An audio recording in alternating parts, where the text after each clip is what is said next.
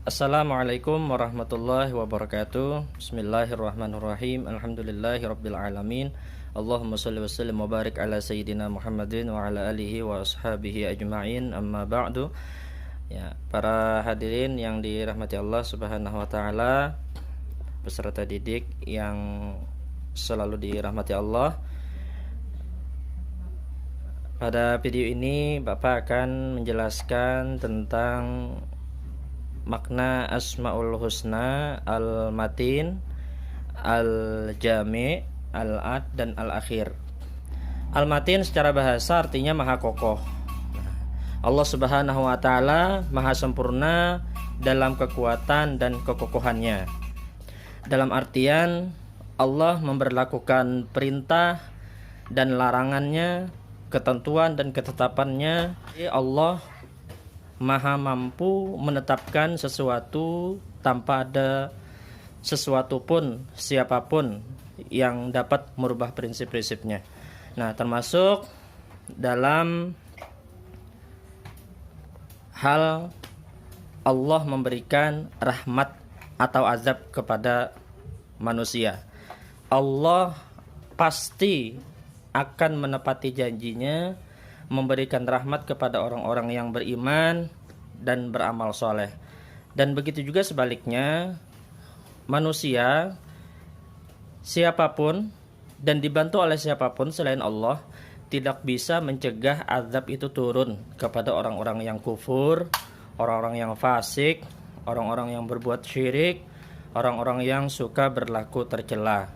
Jadi kita di sini berbicara tentang kekuatan prinsip ketetapan Allah Subhanahu wa taala yang tidak berubah dan tidak dapat dirubah dan tidak dapat dipengaruhi oleh siapapun. Nah, seseorang yang menemukan kekuatan dan kekokohan Allah Subhanahu wa taala, atau dengan kata lain, seorang yang sudah mengimani dan menghayati Asmaul Husna Al-Matin, yang artinya maha kokoh dalam segala prinsip dan sifat-sifatnya, akan menumbuhkan sikap atau akan menjadikan manusia menjadi orang yang pertama bertawakal. Allah sudah menetapkan rezeki bagi manusia.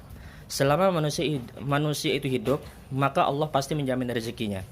Nah, ketetapan Allah itu tidak akan berubah mulai dari zaman diciptakannya dunia, diciptakannya manusia sampai hari kiamat. Nah, dengan keyakinan yang seperti itu, maka Allah Subhanahu wa taala maka orang yang punya keimanan seperti itu akan menumbuhkan kesadaran tawakal atau berserah diri, karena itu sudah ketetapan Allah dan dia yakin ketetapan Allah tidak ada yang bisa merubah dan Allah tidak berubah-ubah. Nah, itu yang pertama. Yang kedua, bagi orang yang sudah mengimani dan menghayati sifat Al-Matin, memiliki kepercayaan dalam jiwanya dan tidak merasa rendah di hadapan manusia lain. Nah, kenapa? Karena manusia ini pada dasarnya rendah, lemah, punya keterbatasan. Hanya Allah yang Al-Matin, yang maha kuat. Hanya Allah yang Al-Qawi, yang maha kokoh, yang maha kuat. Nah, itu yang pertama. Nah, yang kedua, kenapa orang-orang yang mengimani sifat Al-Matin punya kepercayaan dalam jiwanya? Allah tidak memandang rupa, Allah tidak memandang harta, Allah tidak memandang kekuasaan atau jabatan, strata sosial yang ada di lingkungan. Tetapi Allah hanya memandang ketakwaan manusia di hadapan Allah Subhanahu wa taala. Nah, misalnya dari satu hal itu saja, maka bagi orang yang mengimani ketetapan Allah bahwa Allah menetapkan kemuliaan manusia itu terletak pada ketakwaannya, maka dia tidak akan minder atau merasa rendah di hati. Bagi orang yang mengimani dan menghayati sifat Allah Al-Matin akan menumbuhkan rasa percaya dalam jiwanya, kepercayaan diri, karena ketetapan Allah yang tidak akan berubah, yang tidak memihak kepada siapapun dan sebagainya. Nah, Allah Subhanahu wa taala juga berfirman di dalam Surah Az-Zariyat ayat 56, A'udzubillahi minasyaitonirrajim. Bismillahirrahmanirrahim. Innallaha huwar razzaqu dzul quwwatil matin. Artinya, sungguh Allah Subhanahu wa taala dialah pemberi rezeki yang mempunyai kekuatan lagi sangat kokoh. Nah, dengan demikian, di sini kalau kita baca ayatnya, kalau kita telah isi kandungannya, ada beberapa Asmaul Husna yang Allah sebutkan di sini, yang Allah jelaskan. Innallah, sesungguhnya Allah, huwa, dialah ar-razzaqu, dialah yang maha memberi rezeki, dzul quwwati, yang mempunyai kekuatan, al-matin, lagi sangat kokoh. Nah, ini 3 Asmaul Husna. Nah, ini adalah salah satu kekuatan Allah Subhanahu wa taala. Seperti yang sudah Bapak sampaikan tadi, Allah menetapkan rezeki bagi manusia, dan Allah kuat, punya kekuatan. Allah kekuatannya diantaranya Allah Maha Kaya, Allah Maha Pemurah, Allah Maha memiliki segalanya. Karena yang ada di alam semesta itu hanyalah milik Allah. Nah, karena miliknya dia kuat, al-matin, dan tidak berubah ketetapannya. Jadi sekali Allah menetapkan atau menegaskan Allah ar-razzaq, Allah paham memberi rezeki kepada seluruh makhluknya, termasuk kita sebagai manusia. Nah, maka disinilah Allah menegaskan al-matin, tenang, jangan khawatir, Allah tidak akan berubah ketetapannya. Dalam kesulitan apapun, kita yakin Allah al-matin, Allah ar-razzaq, Allah yang maha memberikan rezeki, Allah yang menjamin kita rezeki. Selama kita hidup, pasti Allah jamin rezekinya. Nah, itulah nanti yang kita maksudkan al-matin, menumbuhkan sikap tawakal, karena kita tahu, paham sifat Allah tidak berubah. Tidak berubah. Nah, dengan demikian akhlak kita terhadap sifat al-matin adalah beristiqomah atau meneguhkan pendirian. Apa itu istiqomah atau pendirian? Ini adalah satu sifat yang mempertahankan sesuatu, yang dapat mempertahankan sesuatu. Beristiqomah dalam apa? Yang pertama, beribadah dengan sungguh-sungguh, beribadah dengan kesungguhan hati. Kemudian meneguhkan pendirian dengan tidak terpengaruh oleh bisikan yang menyesatkan. Terus berusaha dan tidak putus asa. Adalah bekerja sama dengan orang lain hingga menjadi lebih kuat. Nah, ini adalah kekuatan jamaah. Kemudian beberapa perilaku yang mencerminkan sifat Allah al-matin adalah sebagai berikut. Yang pertama, meyakini bahwasanya semua kekuatan adalah milik Allah Subhanahu wa taala. Kedua, meminta pertolongan hanya kepada Allah saja. Kemudian yang ketiga, menyadari bahwa kemampuan kita terbatas, jauh dari sifat sempurna. Kemudian yang keempat, berusaha menjadi manusia yang teguh pendirian dalam kebenaran, kuat kemauan untuk menjadi manfaat bagi manusia dan makhluk Allah yang lain. Nah, kemudian yang kelima, berusaha untuk menjadi seorang mukmin yang kuat, baik dari segi fisik, ekonomi, maupun dari segi keilmuan, intelektual, dan sebagainya. Nah, itulah perilaku yang kita harapkan di antara setelah kita memahami dan mengimani, menghayati sifat Allah al-matin. Intinya, al-matin secara bahasa artinya maha kokoh. Maksudnya adalah kokoh dalam prinsip sifat-sifatnya dan perilaku yang bisa kita teladani, yang bisa kita tumbuhkan dari memahami sifat Allah al-matin ini adalah teguh pendirian atau istiqomah. Nah, kemudian kita masuki ke pembahasan yang kelima, pembahasan Asmaul Husna yang berikutnya, yaitu al-jami'. Al-jami' secara bahasa artinya yang maha mengumpulkan, yang maha menghimpun. Nah, maksudnya adalah Allah maha mampu mengumpulkan atau menghimpun segala sesuatu yang tersebar, yang terpisah, yang terserak. Allah mampu mengumpulkan apa yang Dia kehendaki dan dimanapun Allah berkehendak. Nah, seperti yang bisa kita lihat, bukti yang nyata Allah al-jami' adalah Allah mampu mengumpulkan misalnya yang makhluk Allah yang ada di langit, mengumpulkan matahari, bulan, bintang, asteroid dan sebagainya itu terkumpul tanpa ada yang saling bertabrakan. Masing-masing mempunyai putaran dan rotasinya. Dan itu tidak mungkin terjadi dengan sendirinya kecuali sudah Allah yang maha mengumpulkan, yang sudah mengatur dengan sedemikian rupa. Nah begitu juga yang ada di bumi. Kita mungkin pernah melihat ada video air sungai dan air laut bersebelahan tanpa tercampur. Nah itu pun juga sudah dijelaskan di dalam Al-Quran.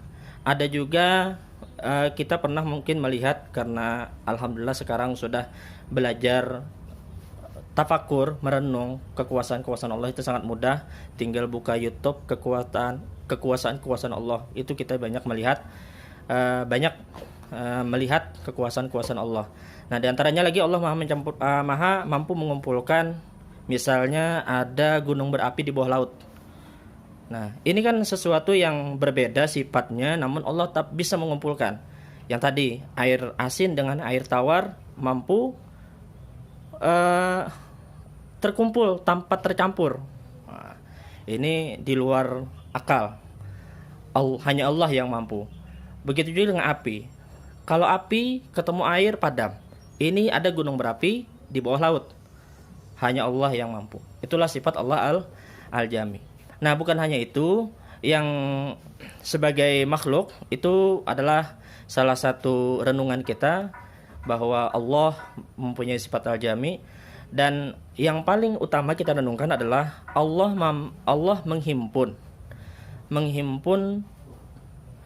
kan seluruh makhluk yang beraneka ragam, termasuk manusia dan lain-lainnya di permukaan bumi ini, dan kemudian mengumpulkan mereka di padang mahsyar pada hari kiamat. Inilah makna dari sifat Allah Al-Jami yang maha mengumpulkan pada hari kiamat. Allah Subhanahu wa taala berfirman di dalam Quran surah Ali Imran ayat 9, A'udzu billahi minasyaitonir rajim. Bismillahirrahmanirrahim. Rabbana innaka jami'un nasi liyaumin la raiba fih. Innallaha la yukhliful mi'ad. Artinya, Rabbana, ya Tuhan kami, innaka, sesungguhnya engkau, jami'un nasin, mengumpulkan manusia, liyaumil la raiba fih, untuk menerima balasan pada hari yang tidak ada keraguan padanya. Innallaha, sesungguhnya Allah, la yukhliful mi'ad, tidak menyalahi janji. Nah, jadi yang kita garis bawahi di sini Allah jami'un. Allah maha mengumpulkan.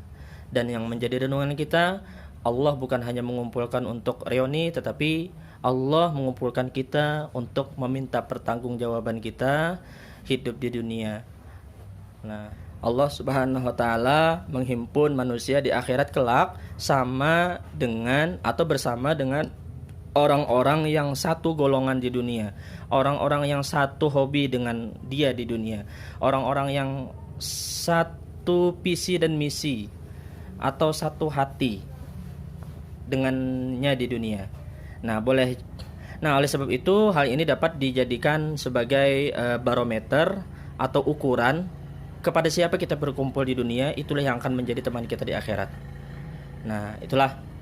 Jadi di dunia ini hidup tidak lama, paling lama 60, 70, bahkan sampai 100 tahun, dan kita nanti akan dikuburkan dan sendiri. Nah, pertanyaannya, setelah kita dibangkitkan, bersama siapa kita berkumpul? Nah, dan kita yakin bahwa hari itu pasti akan datang, dan Allah sanggup mengumpulkan manusia dari manapun dia dikumpulkan dalam satu tempat di padang mahsyar. Nah, yang jadi renungan kita adalah dengan siapa kita dikumpulkan nanti di padang mahsyar. Jawabannya adalah amal kita masing-masing. Dengan siapa kita berkawan, dengan siapa hati kita merasa senang. Kalau kita senang bersama dengan orang-orang yang soleh, hadir di majelis taklim, senang dengan orang-orang yang berbuat kebaikan, maka insya Allah maha menepati janji, Allah ketetapannya kuat, Allah berjanji akan memberikan ganjaran pahala kepada orang-orang yang beriman atau kepada orang-orang yang bersama-sama di dunia dengan orang-orang yang beriman. Nah, kemudian yang jadi bahan renungan juga kepada siapa kita pukul di dunia yang akan menjadi teman kita di akhirat. Nah, walaupun kita berjauhan secara fisik, akan tetapi hati kita terhimpun. Di akhirat kelak kita juga akan terhimpun dengan mereka. Nah, jadi makna berkumpul, bergaul dalam hal ini adalah di mana kesenangan kita. Kalau hati kita ini bergantung atau senang pada orang-orang yang sering berbuat buruk atau kufur, meskipun jauh tidak bergaul tapi hati kita senang mendukung, maka hati-hati kalau nanti dikumpulkan bersama mereka. Makanya kita tetap harus berusaha jaga pergaulan, jaga minat, jaga kesukaan kita, hati kita, supaya kita selalu bersama-sama dengan orang-orang yang saleh. Nah, oleh sebab itu, apabila di dunia hati kita terhimpun dengan orang-orang yang selalu mempertahankan hawa nafsunya, di akhirat kalau kita akan berkumpul dengan mereka di dalam neraka. Nah, karena orang-orang yang selalu memperturutkan hawa nafsunya, tempatnya adalah neraka.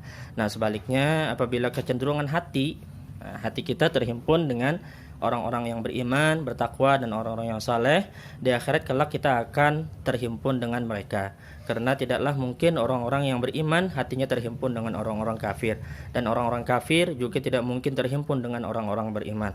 Maksudnya, orang-orang yang punya iman di dalam dadanya dan kuat, mustahil dia senang kepada maksiat. Begitu juga orang-orang yang fasik, kafir, musyrik, sering berbuat dosa, maka otomatis di dalam hatinya itu penuh dengan dosa dan mustahil dia menyukai orang-orang yang beriman. Maka bersyukurlah apabila hati kita senang berkumpul dengan orang-orang yang soleh, senang mendengarkan ceramah, senang mendengarkan bacaan-bacaan Al-Quran, senang bergaul dengan orang-orang yang baik. Nah, itu indikator, insya Allah, dan mudah-mudahan hati kita termasuk orang-orang yang beriman. Dan harapannya di padang mahsyar nanti Allah akan mengumpulkan kita bersama orang-orang yang beriman. Nah, kemudian yang keenam atau yang ketiga pada video ini, sifat Allah al-adl. Al-adl artinya maha adil. Maha adil. Keadilan Allah Subhanahu wa taala bersifat mutlak, tidak dipengaruhi oleh apapun dan siapapun. Nah, ini keadilan Allah, karena Allah punya segala sifat yang sempurna. Nah, jadi Allah mampu memberlakukan keadilan dengan seadil-adilnya, tanpa ada siapapun yang dizalimi. Mungkin di dunia kita boleh berkata, di dunia banyak pengadilan tapi sedikit keadilan. Tetapi itu tidak berlaku karena Allah punya sifat adil, Allah mempunyai sifat maha adil. Maka salah satu ayat yang membuktikan Allah maha adil adalah, dan ada di surah Az-Zalzalah, wa may ya'mal mithqala dzarratin khairan yarah wa may ya'mal mithqala dzarratin syarran yarah. Nah, setiap amal baik atau buruk pasti nanti akan dibalas oleh Allah Subhanahu wa taala. Nah, itulah salah satu bentuk keadilan Allah. Nah, keadilan Allah ini memang berdasarkan pengetahuan yang luas. Nah, berbeda dengan manusia yang sifatnya lemah, sehingga apabila ingin mengadili sesuatu atau mengadili seseorang, maka harus dengan alat bukti, saksi, dan pertimbangan beberapa juri atau hakim dan sebagainya. Allahu a'lam. Nah, itu manusia ini lemah, tetapi Allah maha kuat, Allah maha memiliki segala-galanya. Nah, sehingga termasuk Allah maha mengetahui bahkan apa yang ada di dalam hati. Nah, oleh sebab itu, dengan pengetahuannya yang luas, mendalam, maka mustahil Allah tidak bisa berbuat adil, dan Allah pun maha kuasa. Siapapun tidak bisa merubah keputusan dan ketetapannya. Di dalam Al-Quran surah Al-An'am ayat 115 Allah berfirman, A'udzu billahi minasyaitonir rajim. Bismillahirrahmanirrahim. Wa tammat kalimatu rabbika sidqan wa adla. La mubaddila li kalimatihi wa huwas samiul alim. Artinya, telah sempurnalah kalimat Tuhanmu, Al-Quran sebagai kalimat yang benar dan adil. Tidak ada yang dapat mengubah kalimatnya, dan dialah yang maha mendengar lagi maha mengetahui. Nah, kemudian Allah Subhanahu wa taala dinamai Al-Ad atau Adil karena keadaan Allah adalah sempurna. Dengan demikian sempurna yang diciptakan dan ditentukan oleh Allah Subhanahu wa taala sudah menunjukkan keadilan yang sempurna. Hanya saja banyak di antara kita yang tidak menyadari bahwa atau tidak mampu menangkap keadilan Allah Subhanahu wa taala terhadap apa yang menimpa makhluknya. Oleh karena itu, sebelum menilai sesuatu adil atau tidak, kita harus dapat memperhatikan dan mengetahui segala sesuatu yang berkaitan dengan kasus yang akan dinilai. Akal manusia tidak dapat menembus semua dimensi tersebut. Seringkali ketika manusia memandang sesuatu secara sepintas, dinilainya buruk, jahat, atau adil, atau atau tidak adil. Nah, tetapi jika dipandangnya secara luas dan menyeluruh, justru sebaliknya merupakan suatu keindahan, kebaikan, atau keadilan. Nah, jadi ibarat kita seperti anak-anak yang belum tahu tentang api itu panas, lalu kemudian orang tua kita yang lebih tahu melarang kita untuk bermain api, takut terkena api, takut terbakar rumah dan sebagainya. Nah, kita yang tidak tahu apa-apa sebagai anak kecil mungkin marah dan sebagainya.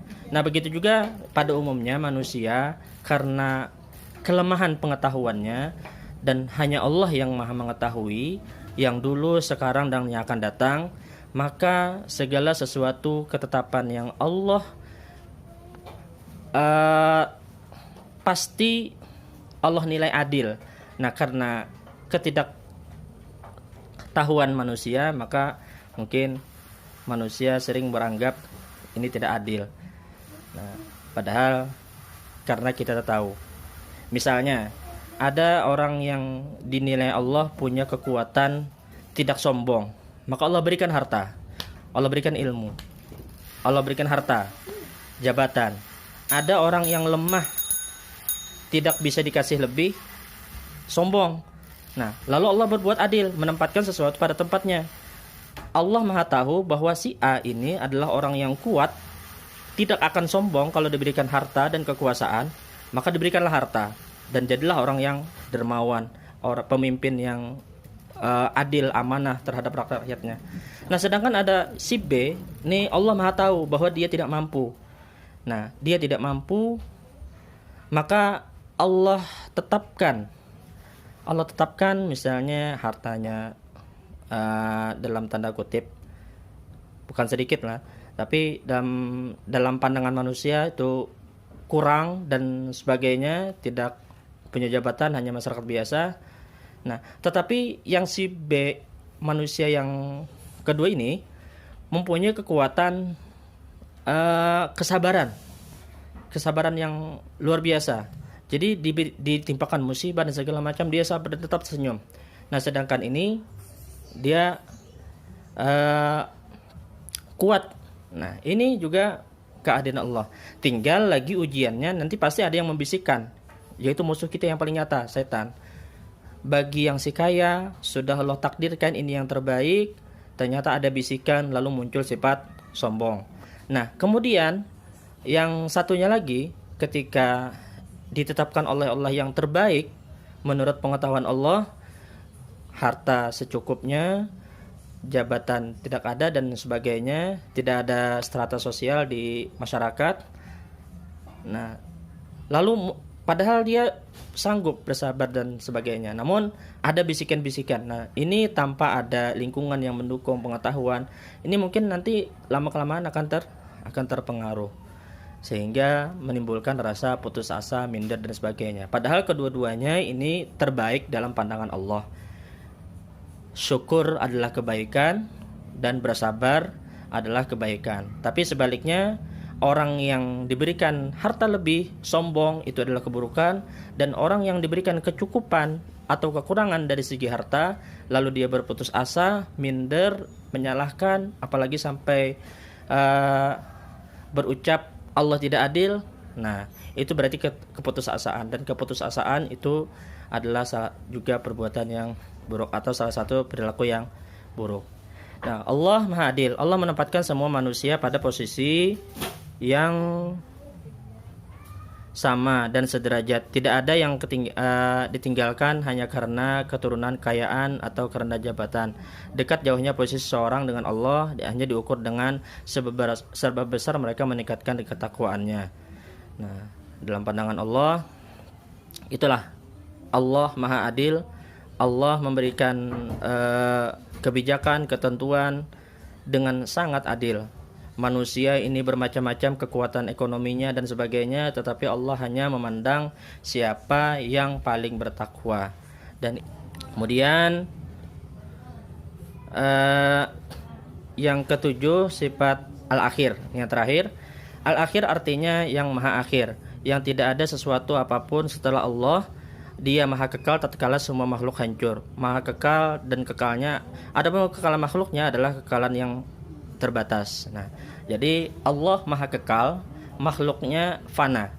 Nah, adapun makhluk Allah seperti surga, neraka yang sifatnya kekal atau akhirat, itu perbedaannya. Nah, Allah yang maha awal, maha akhir. Sedangkan surga, neraka itu diciptakan, tidak ada awal. Dan kekalnya akhirat itu berdasarkan kehendak Allah, bukan sifat yang mutlak. Nah, di dalam Al-Qur'an surah Al-Hadid ayat 3, Allah berfirman, A'udzubillahi minasyaitonir rajim. Bismillahirrahmanirrahim. Huwal awwal wal akhir wal zahir wal batin wa huwa bikulli syai'in alim. Artinya, dialah yang awal dan akhir, yang zahir dan yang batin. Dia adalah maha mengetahui segala sesuatu. Artinya, dia adalah awal dan akhir. Nah, Allah Subhanahu wa taala berkehendak untuk menetapkan makhluk yang kekal dan yang tidak kekal. Namun kekekalan makhluk itu secara zat dan tabiat, karena secara tabiat seluruh makhluk ciptaan Allah adalah fana atau tidak kekal. Nah, sifat kekal tidak dimiliki oleh makhluk. Kekekalan yang ada hanya sebatas kekal untuk beberapa masa, sesuatu dengan sesuai dengan ketentuannya. Nah, baik, bisa disimpulkan bahwa al-akhir ini artinya maha akhir. Artinya sesuatu yang tidak akan binasa, hancur. Nah, itulah Allah Subhanahu wa taala. Sekarang di layar bisa kita lihat, ini ada gambar tempat pemakaman umum. Nah, inilah gambaran nanti makhluk Allah, manusia pasti akan mati, dan itu sudah kepastian. Jadi kita sama-sama tinggal menunggu giliran. Nah, karena manusia ini dibekali akal, disuruh memilih, dan ada pertanggungjawaban di surah Luqman ayat 14 itu, ilayal masir, hanya kepadakulah kembalimu. Artinya kita hidup bukan seperti makhluk Allah yang lain. Hidup hanya sekadar hidup, tetapi kita hidup untuk menggapai kehidupan yang sebenarnya, yaitu kehidupan yang kekal di akhirat. Dan Allah al-akhir, setelah manusia ini binasa, fana pada hari kiamat, Allah yang maha akhir, yang hanya ada Allah yang membangkitkan manusia. Nah, yang jadi renungan kita adalah setelah kita memahami atau mengimani bahwa ada zat yang maha akhir yang akan mengumpulkan kita nanti di padang mahsyar. Nah, yang jadi renungan kita adalah apa bekal kita untuk menggapai derajat dan tempat kita di akhirat yang terbaik. Nah, akhirat hukum akhirat beda dengan hukum dunia. Kalau hukum dunia boleh jadi tempat tinggalnya, rumahnya, kendaraannya itu berdasarkan dengan kekuatan ekonominya. Tetapi akhirat, harta, anak, jabatan, kekuasaan itu tidak berlaku. Satu-satunya yang berlaku adalah amal. Bagaimana kekuatan amal kita di dunia, nah itulah yang menjadi kekuatan ekonomi kekuatan derajat kita di akhirat. Seberapa banyak ayat yang kita baca, ayat Al-Qur'an yang kita baca, semakin tinggi derajat kita di akhirat nanti. Nah itulah sebagai renungan, orang yang mengesahkan al-akhir akan menjadikan Allah sebagai satu-satunya tujuan hidup. Jadi hidup bukan untuk rumah mewah, kendaraan mewah, bukan untuk jabatan, bukan untuk eksistensi, tetapi hidup untuk hanya beribadah kepada Allah dan hanya meminta pertolongan kepada Allah, kemudian menyiapkan bekal sebanyak-banyaknya.